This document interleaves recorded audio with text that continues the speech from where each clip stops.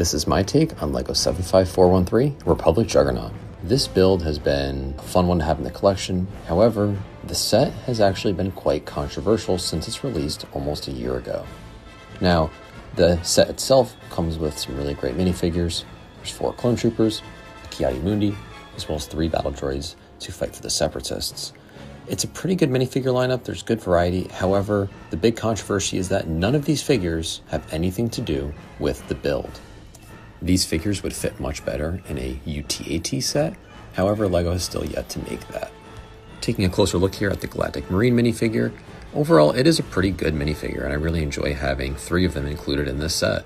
Underneath you see a regular clone trooper head, which is pretty standard nowadays on all clones, some front, torso, and leg printing. However, the backpack has no printed tile. I feel like there's no excuse for why that was left unprinted. The figure is pretty nice overall. Again, having 3 of them included in the set was really nice, and they're coming out in this year's summer foil pack, which is a magazine released in Europe. The Commander Bakar figure is also a very nice one to add to the collection.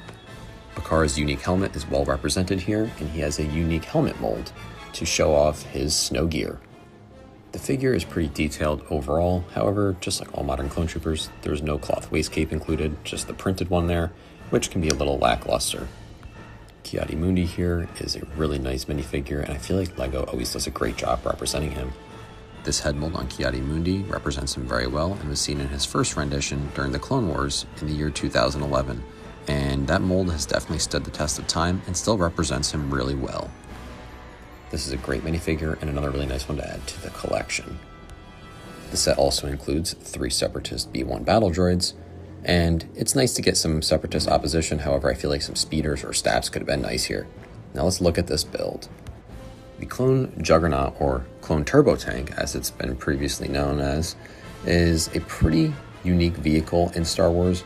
It's only seen a few times in the Clone Wars, and then it's seen on Kashyyyk in Revenge of the Sith. This model is pretty nicely detailed on the outside. You know, there's some subtle small greebling. It's a small build, but they did the angling very well. You know, it has nice wheel attachments below with a large Technic axle system so that the wheels can all spin and teeter back and forth, rotating freely. I really like the use of that sand blue part in the wheel also. I think that's a great color to break up some of these light gray builds. It's very maneuverable, wiggles back and forth, and you can easily do a 3, 4, 5 point turn like this to change directions with it. The set is actually pretty sturdy if you grab it in the right places. However, I have definitely learned my lesson by grabbing it in the wrong places and having the set explode in my hand while lifting it up in the air. On the top here we see a small scout tower that can be raised and lowered. There's a cannon right there, as well as another cannon on the back of the Republic Juggernaut where a figure can be mounted. I really like the use of this trans blue piece for the window on the front as well as the back of the build there. And there's some nice sticker detail along the cockpits to show off some more fine details that they just couldn't quite capture in this model. Overall, it's a pretty good looking set. You know, the problem is the size. If you don't own some of the larger ones and maybe you have limited space, this is a really nice representation of the set, especially considering the amount of figures that you can fit inside. The inside of the build is actually really spacious. There are some spots to have minifigures stand up as well as sit down, and I've been able to fit about 9 minifigures inside comfortably without just, you know, shoving them in there. This is actually giving the minifigures a place to either stand or sit. You know, definitely a sizable interior, which I was really surprised with when building this. I thought it was going to be much smaller, but when it came together, I realized that there was actually quite a bit of space inside of this model. 2 large side panels, as seen here, fold down to reveal a pretty spacious interior, and you can also fold those down to have easier access to this cockpit here in the front of the build. There is a rear cockpit also underneath that turret hatch where you can put a minifigure as well. The Galactic Marines need their backpacks removed though to be properly placed in.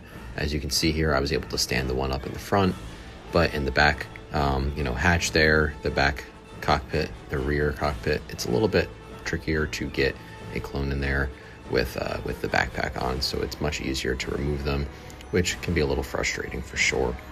The Juggernaut closes up nicely and is ready for combat, with a figure up top in the scout tower, as well as a figure in that rear cannon. It is fully equipped and ready for battle. And as you see here, it definitely looks pretty cool with some figures exposed on the outside in their stations. I really enjoy this set for what it is. Although it's not the largest set, although the figures aren't quite relevant to the build, they were nice inclusions and I was happy to get them.